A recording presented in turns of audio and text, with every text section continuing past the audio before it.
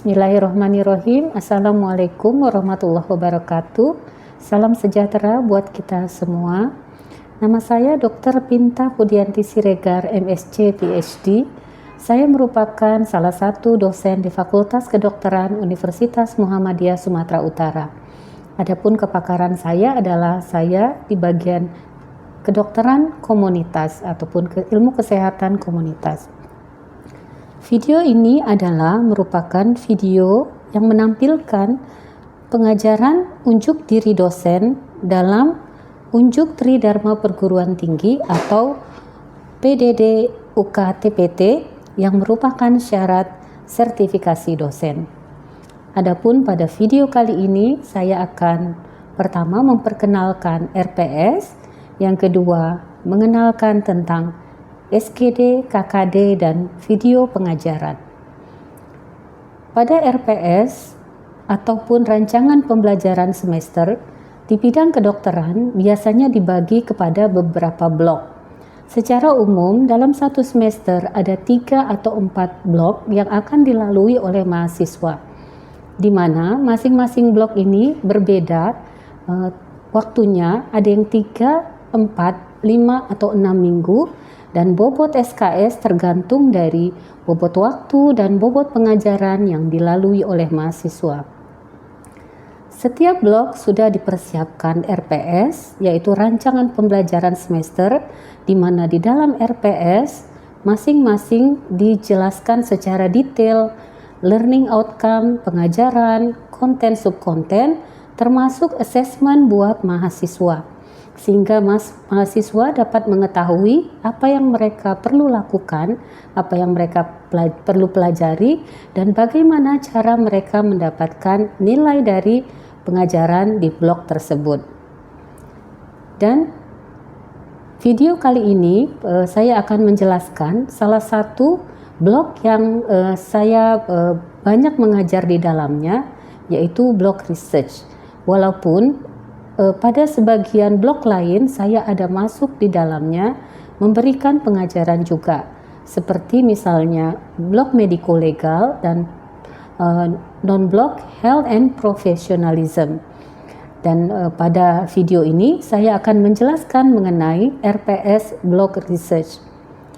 Blok research merupakan blok yang mengajarkan tentang metodologi penelitian, yaitu mahasiswa dipersiapkan untuk melakukan penelitian dan kemudian melakukan penelitian dan mempersiapkan proposal dan skripsi untuk latihan akhir bagi mereka. Jadi di blok research ini metodologi penelitian seperti cara menampilkan data, mengumpulkan data, kemudian mengolahnya, dan mereka dilatih untuk melakukan analisa menggunakan software seperti menggunakan SPSS, serta mahasiswa juga dilatih untuk membaca artikel-artikel sebagai bahan referensi mereka menulis skripsi, sehingga mahasiswa akhirnya mempunyai keterampilan untuk melakukan penelitian dan menulis skripsi. Di blok research ini saya banyak mengajar bagian metodologi terutamanya, dan saya akan mengambil satu contoh pengajaran satu kuliah yang saya lakukan pada blok ini. Sebelumnya saya ingin menjelaskan tentang ada bagian lain selain pengajaran di bidang kedokteran, yaitu namanya small group discussion ataupun diskusi pada kelompok-kelompok yang kecil. Di kedokteran, small group discussion ini terdiri dari 8 sampai 12 mahasiswa yang dihadiri oleh tutor ataupun dosen pendamping, di mana mereka akan diberikan satu kasus yang sudah ditulis skenario-nya. Artinya akan ada tahapan-tahapan ataupun yang disebut dengan 7 jump step, di mana tahapan ini harus dilalui oleh mahasiswa sehingga akhirnya mereka mempunyai kesimpulan. Jadi mahasiswa mempunyai keterampilan untuk menyampaikan pendapat, bekerja sama, kemudian menghasilkan satu analisa kasus sesuai kasus yang diberikan pada small group discussion. Nah, di sini dilakukan sebanyak 2 kali 50 menit dan 2 kali pertemuan, dan pada pertemuan selanjutnya mahasiswa akan mempresentasikan hasil diskusi mereka pada pertemuan pertama. Dan pada block research, sebagian besar dari small group discussion, mahasiswa akan diberikan kasus mengenai artikel-artikel yang terpilih, dan mereka akan bahas apa yang dibahas oleh artikel tersebut dan akan mereka tampilkan nanti pada pertemuan yang kedua. Kemudian yang selanjutnya di bidang kedokteran juga ada namanya KKD ataupun keterampilan klinis dasar, di mana mahasiswa akan diberikan latihan-latihan klinis dasar sebagai seorang dokter, yang di dalam kelas KKD ini terdiri dari 4 sampai 5 mahasiswa yang dihadiri oleh 1 dosen. Di KKD ini pada block research, karena tidak ada satu keterampilan khusus, maka pada block research mahasiswa akan membahas kasus-kasus pada blok-blok sebelumnya sesuai semester tersebut. Nah, pada KKD ini kebetulan mahasiswa membahas tentang kasus blok tumbang ataupun pertumbuhan dan perkembangan. Nah, jadi saya pun termasuk di antara dosen yang mengajar bidang KKD ini. Nah, dan pada akhirnya KKD ini mahasiswa akan melakukan ujian, di mana mahasiswa akan di-trigger oleh pasien yang sudah dipersiapkan untuk memberikan jawaban-jawaban sesuai kasusnya, dan mahasiswa diminta untuk melakukan tahapan-tahapan klinis sehingga menentukan penata laksanaan dan edukasi dari kasus sesuai kasus pada KKD. Nah, selanjutnya saya akan menampilkan video pengajaran saya di bidang block research, di mana saya mengambil satu topik di dalam block research ini, yaitu topik mengenai validasi kuesioner. Block research ini terdiri dari 44 jam pengajaran, di mana dia juga terintegrasi dengan ilmu-ilmu yang lain. Tetapi sebagian besar dosen yang mengajar di block research adalah berasal dari ilmu kedokteran komunitas. Nah, jadi di RPS di dalam block research ini terdiri dari jadwal mengajar, kemudian dosen, learning outcome, hingga akhirnya assessment yang perlu dilakukan dan tahapan-tahapan yang perlu mahasiswa lakukan untuk mendapatkan nilai dari block research ini. Nah, selain dari pengajaran, saya juga melakukan tridharma perguruan tinggi dengan melakukan penelitian dan pengabdian masyarakat. Sejalan dengan block research, mahasiswa juga melakukan pembinaan keluarga binaan. Artinya mahasiswa juga ada jadwal datang ke rumah penduduk yang telah ditentukan untuk melakukan edukasi pengajaran tentang blok yang berjalan. Nah, pada block research mahasiswa mengajarkan tentang edukasi blok-blok mereka sebelumnya. Nah, ini merupakan bagian dari pembinaan masyarakat dan juga pengabdian masyarakat. Nah, selain itu saya juga melakukan penelitian. Alhamdulillah saya beberapa kali mendapatkan hibah penelitian internal dari UMSU, sekitar 3 kali penelitian, dan sudah saya lakukan publikasi, termasuk diantaranya ada beberapa buku yang saya hasilkan dari penelitian ini. Dan saya berintegrasi dengan kawan-kawan sesama dosen di bidang-bidang yang lain. Dan juga saya melakukan tridharma yang lain, yaitu pengabdian masyarakat. Dengan alhamdulillah saya juga pernah mendapatkan hibah pengabdian masyarakat, dan juga dilakukan publikasi terhadap hibah tersebut, dan kami melakukan kolaborasi dengan berbagai bidang ya, di bidang kedokteran dan bidang-bidang lain untuk pengabdian masyarakat. Baiklah, sebagai penutup saya akan menampilkan video pengajaran saya tentang validasi kuesioner, yaitu selain saya memberikan pengajaran, di dalam block research ini ada juga praktikum. Mahasiswa akan melakukan praktikum di mana Bahan yang saya sampaikan, sebelumnya saya sudah upload dulu di e-learning, bahan data dan juga bahan PowerPoint, bahan presentasi, sehingga mahasiswa ketika kuliah sudah mendapatkan bahan tersebut, dan kita akan membahasnya di kuliah, dan mahasiswa melakukan praktikum menggunakan software untuk melakukan validasi kuesioner dan praktikum analisa metodologi statistika yang lainnya. Demikian video saya ini. Semoga video ini dapat memberikan berbagai informasi mengenai diri saya sebagai dosen dalam melakukan Tridharma perguruan tinggi, yaitu pengajaran, penelitian, dan pengabdian masyarakat. Sekian, terima kasih. Assalamualaikum warahmatullahi wabarakatuh.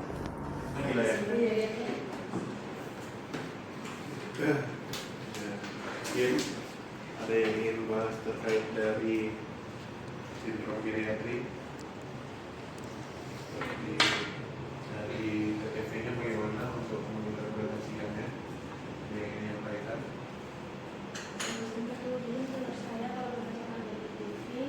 Kalau misalnya dari tekanan itu masih normal, itu 90-50, baterai 90, ada 24, ada tanggal 27, dan satu versi pernapasannya juga 94, dan juga untuk berat badan dan tinggi badannya juga ideal ataupun tidak obes ataupun anemia. Itu karena BB-nya 160, sedangkan aku balik BB-nya 160, BB-nya 80.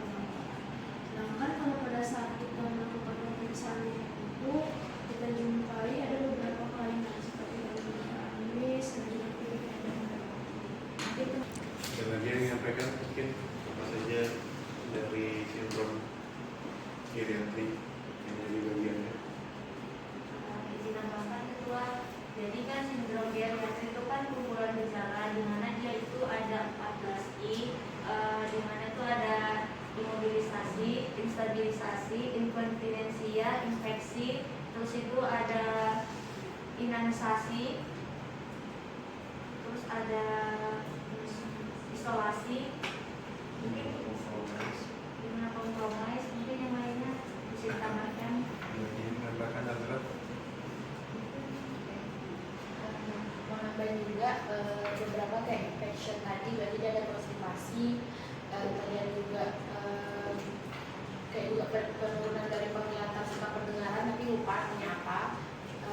Baru juga polifarmasi, jadi stilancia ini dia itu mengkonsumsi 2 atau lebih dari obat emang karena dari penyakit yang tadi ya.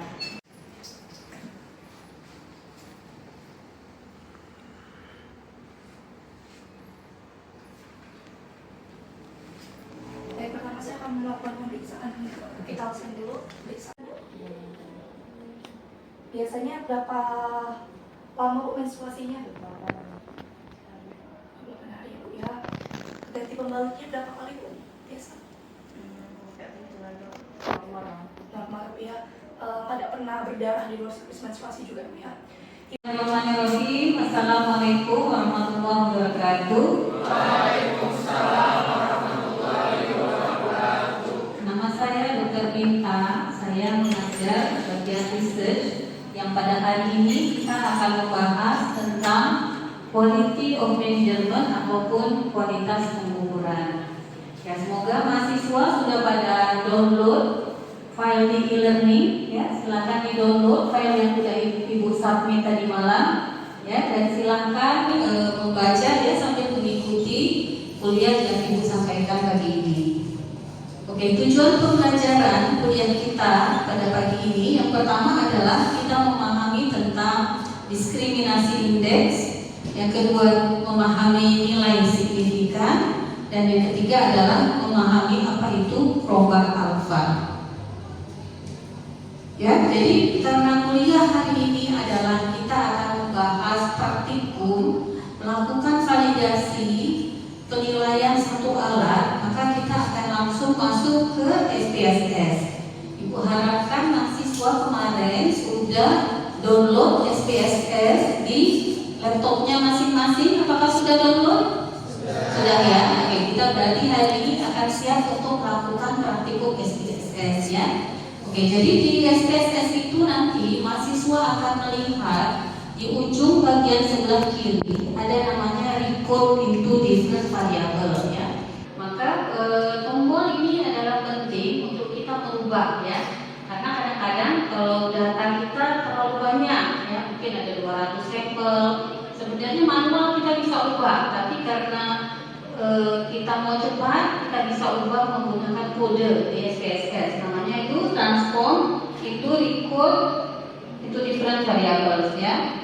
Oke ya, jadi data yang itu sudah submit di e-learning, silakan mahasiswa download juga ya, download data di Excel, kemudian copy data dan masukkan ke SPSS ya.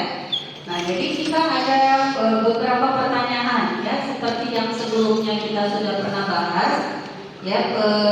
Kita akan melakukan validasi kuesioner karena sebagai dokter kita kadang-kadang mau membuat satu kuesioner yang baru ya. Misalnya kita kerja di puskesmas, nanti kita kerja di rumah sakit, ada beberapa kuesioner yang kita mungkin belum jumpa ya, kita cari belum jumpa atau nggak sesuai sama sampel kita di tempat kerja nanti. Akhirnya kita buat kuesioner yang baru dan akhirnya kita harus melakukan validasi ya, validasi alat. Nah, jadi data yang itu sudah submit di e-learning itu adalah data contoh kuesioner ya, contoh kuesioner dan data hasil validasi. Kita akan latihan dari praktikum nanti tentang bagaimana menilai kuesioner ini adakah dia valid ataupun tidak ya. Apakah mahasiswa sudah download data di Excel? Sudah ya, silakan di-download, di-copy dan dipastekan ke SPSS yang akan kita lakukan nanti penilaian validasinya. Nah, jadi untuk pengkodean data yang kita menggunakan namanya R ya. R1, R2, R3, R4 sampai R10 ya. Karena kuesioner itu terdiri dari 10 pertanyaan ya. Kita mau nilai pertanyaan di kuesioner itu adakah valid atau tidak ya. Jadi kalau kita bisa nilai kalau dia valid, berarti pertanyaan dalam kuesioner itu bisa menilai ya, apa yang kita mau nilai ya dalam satu kuesioner ya. Contoh misalnya kuesioner yang sudah submit di e-learning, contohnya tentang kepuasan hidup dokter ya kan. Nah, kuesioner itu mau menilai adakah seorang dokter itu merasa pekerjaannya itu memuaskan dirinya ya. Jadi dari 10 pertanyaan itu kita bisa menilai adakah dokter ini merasa cukup dengan kerjanya sekarang ini ataupun kurang ya. Jadi dari 10 pertanyaan itu kita akhirnya dapat menilai ya kepuasan hidup dokter. Nah, tapi karena kuesioner itu baru kita buat, kita harus menilai validasinya dulu. Adakah dia bisa mengukur itu? Ya, makanya kita ambil 30 sampel ya di angka-angka yang sudah Ibu submit di Excel itu, kemudian kita nilai validasinya. Nah, kemudian sebelum kita melakukan validasi, kita harus mentotalkan dulu semua pertanyaan itu ya, 10 pertanyaan tersebut ya. Jadi dalam menghitung total kita bisa juga menggunakan tombol di SPSS ya, namanya compute ya. Jadi mahasiswa kalau buka SPSS di ujung sebelah kiri itu ada tombol namanya tombol compute. Jadi SPSS itu ada seperti kalkulatornya juga, dia bisa totalkan hasil angka-angka yang sudah dimasukkan ya. Nah, sekarang bagaimana menilai validitas dari kuesioner yang kita buat ya. Nah, jadi yang pertama adalah kita klik ya di atas sebelah kiri ada namanya analyze ya, kita klik, kemudian kita klik correlate ya, correlate dan kita pilih bivariate ya. Jadi kita mau menilai adakah di antara angka-angka 30 sampel yang kita ambil itu ada korelasi, ya. Jadi validasi ini kan mau menilai adakah orang yang kalau kita buat kuesioner penyakit, adakah orang itu betul-betul sakit ataupun orang itu tidak sakit. Jadi kita mau kelompokkan jadi dua. Kalau tadi kuesioner kepuasan dokter, ya, kita mau kelompokkan adakah dokter ini puas ataupun tidak puas, ya. Jadi nilai korelasi ini mau melihat angka-angka kita itu adakah korelasi ataupun tidak, ya. Adakah dia bisa mengelompokkan dokter yang puas terhadap kerjanya ataupun dokter yang tidak puas terhadap kerjanya. Nah, itulah nilai validasi tadi, ya. Makanya kita akan masukkan nanti ke correlate, ya, bivariat, dan akhirnya kalau kita klik kita akan dapatkan angka-angka seperti ini, ya. Ini hasil dari nanti output SPSS, ya, angka-angka. Ya, Ibu pakai pointer, ya. Angka-angka ini contohnya ya Pearson correlation, ya, Pearson correlation. Inilah angka korelasinya, ya. Jadi pertanyaan yang dianggap valid jika melebihi angka dari R tabel atau korelasi tabel, ya. Nanti Ibu akan tunjukkan tabelnya, ya. Jadi kalau ini kan 0,514, adakah dia lebih dari R tabel, ya? Nah, jadi R tabel itu di sini, ya. Kita akan tampilkan R tabel, ya. Nah, ini namanya R tabel, ya. Ini adalah hasil kesepakatan dari ahli-ahli statistika, ya, yang kita harus lalui jika kita melakukan validasi, ya kan? Nah, jadi kalau tadi sampelnya 30 dan signifikansinya kita 0,05, maka R tabel itu adalah 0,349, ya. Jadi angka korelasi yang harus kita lalui harus lebih dari 0,349 baru dikatakan dia valid. Artinya antara pertanyaan-pertanyaan itu ada hubungan. Artinya apa? Pertanyaan itu bisa mengkategorikan dokter yang puas terhadap kerjanya dengan dokter yang tidak puas terhadap kerjanya, ya. Jadi kita harus lampaui angka 0,349 kalau sampel kita 30, ya. Tapi kalau sampel kita cuma 20 boleh, ya. Sampel kita cuma 20. Tapi tentu angkanya jadi harus lebih besar, 0,422, ya. Jadi semakin kecil sampel, angka semakin harus besar kita lewati, ya. Jadi kalau mau, ya, yang sedang itu adalah 30 sampel, ya. Oke, mungkin sampai di sini. Sebelum kita lanjut, apakah mahasiswa ada yang ingin bertanya? Sampai di sini? Oke, Rafli, silakan. Jadi kan untuk uji sampel validasi ini berarti yang paling bagus sama 20, 30 atau yang 40? Oke, ya, pertanyaan yang bagus, ya. Terima kasih Rafli, ya. Jadi secara umum, ya, orang melakukan validasi itu sampelnya 30, ya, secara umum karena dia sedang. Artinya angka yang kita harus lampaui itu nggak terlalu besar, 0,349 aja. Tapi kalau Rafli misalnya sulit untuk mendapatkan sampel validasi 20 boleh, tapi angka yang harus dilampaui itu besar, 0,422. Oke, jadi gimana bagusnya tergantung dari kondisi penelitian Rafli nanti. Kalau sampel banyak, Ibu saran ambil yang banyak aja, 40 pun boleh. Yang angkanya kecil aja, 0,304. Tapi kalau sampel sedikit, misalnya kasus-kasus yang jarang terjadi, kan kita susah, misalnya cari pasien kanker, ya kan, untuk validasi susah pasien kanker, mungkin kita ambil 15, tapi angka yang harus kita lampaui jadi lebih besar, nilai validitasnya harus lebih besar, ya. Jadi gimana bagusnya tergantung kondisi penelitian masing-masing, ya. Apakah sudah terjawab, Rafli? Sudah, ya. Oke, kira-kira sampai di sini apakah ada yang ingin bertanya yang lain, mahasiswa yang lain? Oke, jadi sesudah pertemuan ini nanti ada pertemuan praktikum. Ibu harap mahasiswa semua membawa laptop yang sudah diinstal SPSS, ya. Dan silakan download PowerPoint, ya, yang sudah Ibu submit e-learning dan data. Dan kita akan latihan selama 2 jam melakukan validasi kuesioner, ya. Apakah ada yang ingin ditanyakan lagi? Kalau tidak ada, sekian, terima kasih. Assalamualaikum warahmatullahi wabarakatuh.